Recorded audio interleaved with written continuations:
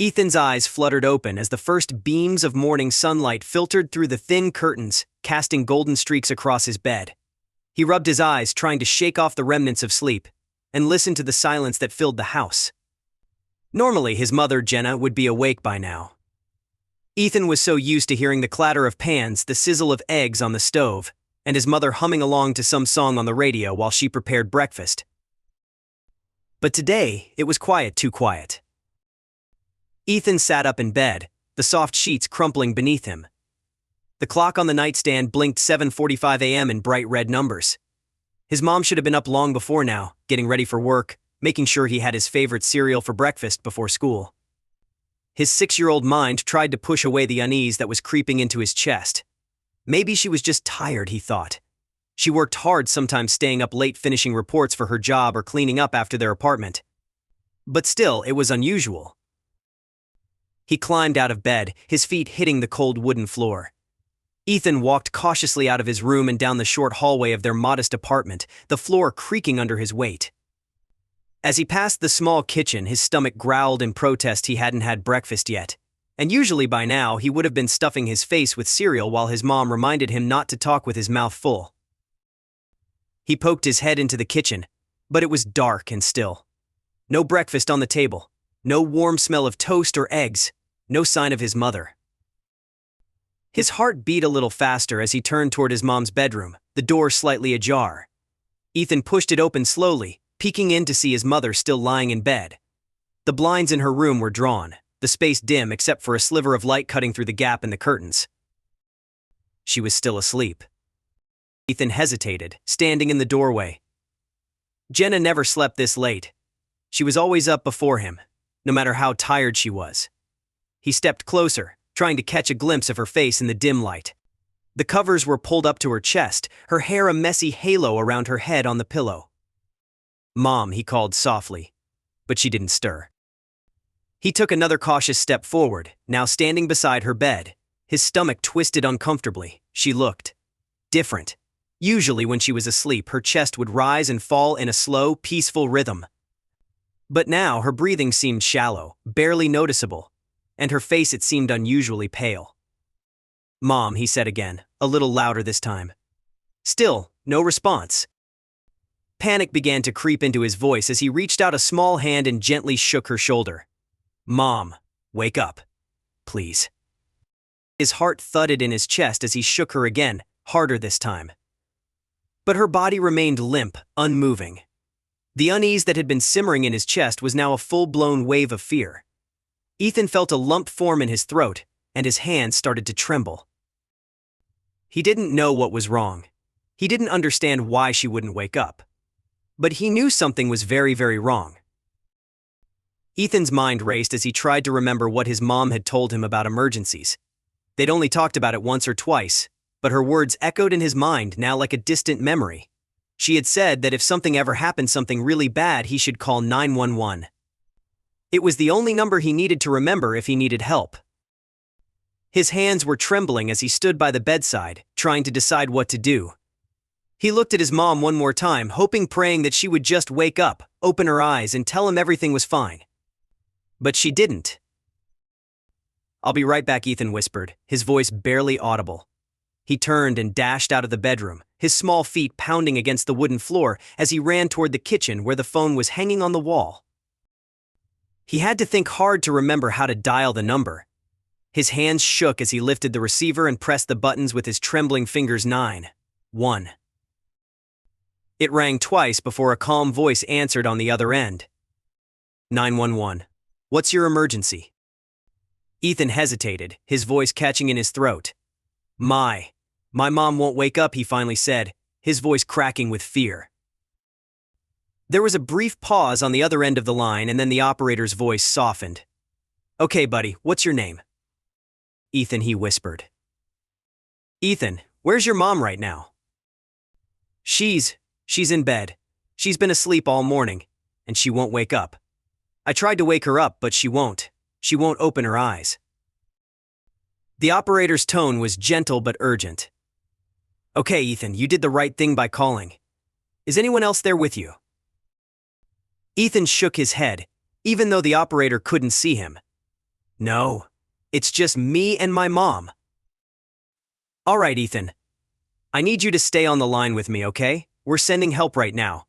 Can you tell me your address? Ethan rattled off the address as best as he could remember it, though his voice was shaky. The operator repeated it back to him, making sure it was correct, and then reassured him that help was on the way. You're doing great, Ethan. Just stay with me, okay? Is your mom still breathing? Ethan glanced back down the hallway toward his mother's bedroom. I think so. But it's really slow. The operator continued asking questions and Ethan answered them as best as he could. He stayed on the line, clutching the phone tightly to his ear, as he waited for the ambulance to arrive. Time seemed to drag on forever. He didn't know how long it had been, maybe 5 minutes, maybe 10, but it felt like an eternity. He kept peeking into his mother's room, hoping she would suddenly sit up, smile at him, and tell him everything was okay. But she didn't move. Finally, after what felt like hours, Ethan heard the distant sound of sirens. The wail of the ambulance grew louder as it approached the apartment building, and Ethan ran to the window to see the flashing lights. His heart raced with both fear and relief. Help was here. But then another problem hit him. How would they get inside? The front door was locked, and he was too small to reach the deadbolt. He ran back to the front door and tried to stretch up on his tiptoes, but no matter how much he tried, he couldn't reach the lock. The operator must have sensed his panic. "Ethan, are you okay?" the voice asked through the phone.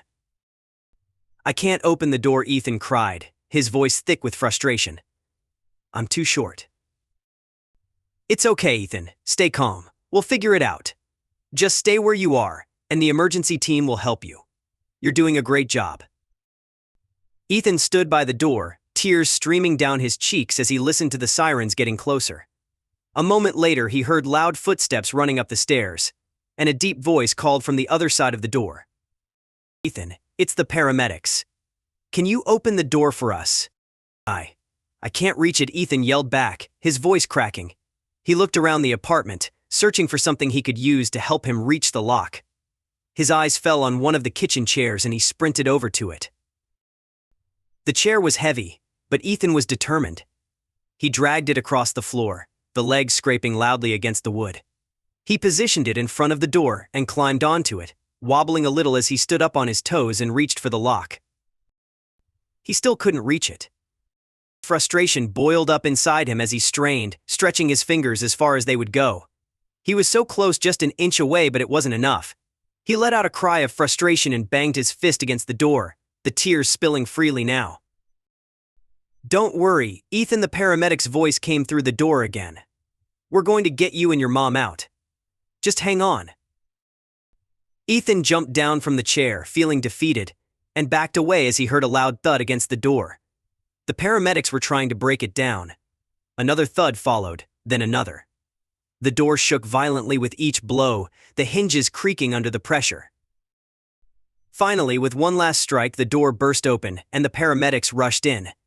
Ethan stood frozen in place as they hurried past him, their faces grim with urgency. One of them knelt down beside him and gently placed a hand on his shoulder. "You did great, Ethan," the paramedic said softly. "We're going to take care of your mom now, okay?"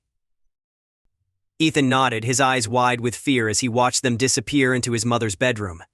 He stood in the hallway, unable to move, as the paramedics worked. He could hear them talking in low, serious voices and the beeping of the machines they had brought with them. Minutes passed, though it felt like hours, and eventually the paramedics wheeled his mother out of the room on a stretcher. Ethan's heart clenched as he saw her pale face, her eyes still closed. He wanted to run to her, to hold her hand, to beg her to wake up, but he was too scared to move. They loaded her into the ambulance, and one of the paramedics turned to Ethan. "Come on, buddy. You're coming with us." Ethan hesitated for a moment, then nodded and climbed into the ambulance beside his mother. The doors closed behind him, and the siren wailed as they sped toward the hospital. The ride felt endless. Ethan sat beside his mother, clutching her hand, willing her to wake up. He didn't understand what had happened, why she wouldn't wake up, why she was so pale. All he knew was that he was terrified of losing her. At the hospital, they rushed her inside while Ethan was left in the waiting room with a nurse who tried to comfort him. He sat in a hard plastic chair, his legs swinging back and forth as he stared at the door his mother had disappeared through. Hours passed. Ethan's grandmother arrived, her face pale with worry as she hugged him tightly, telling him how brave he had been. But even her warm embrace couldn't chase away the fear that gnawed at his chest. Finally, after what felt like an eternity, the doctor emerged. His expression was serious but not hopeless. "Your mom's going to be okay," Ethan, the doctor said gently. "She's very sick, but you saved her life by calling 911. If you hadn't called, things could have been much worse." Ethan felt a wave of relief wash over him, but his heart was still heavy with fear. Why? Why didn't she wake up? The doctor knelt down to his level and spoke in a calm, soothing voice. "Your mom was exposed to something called toxic mold. It's been growing in your apartment for a while, and it made her very sick. But now that we know what's wrong, we can help her get better." Toxic mold. The words hung in the air like a dark cloud. Ethan didn't fully understand what it meant, but he knew one thing: his home wasn't safe. The mold had been there all along, hidden behind the walls, poisoning the air they breathed. As the days went by, Jenna slowly recovered. The doctors treated her for the mold exposure, and little by little, her strength returned. She opened her eyes one morning, smiled at Ethan, and whispered, "Thank you for saving me." Ethan's chest swelled with pride, but the memory of that morning still haunted him. He couldn't shake the image of his mother lying still in bed, the fear that had gripped him when she wouldn't wake up. The apartment was condemned shortly after, the toxic mold too dangerous to live with. They moved to a new place, one that was clean and safe. But Ethan would never forget that day, the day he had been brave enough to save his mom's life. Years later, Ethan grew up to become a paramedic, inspired by the heroes who had come to his rescue. Every time he saved a life, he remembered that morning and the courage he had found when he was just a boy.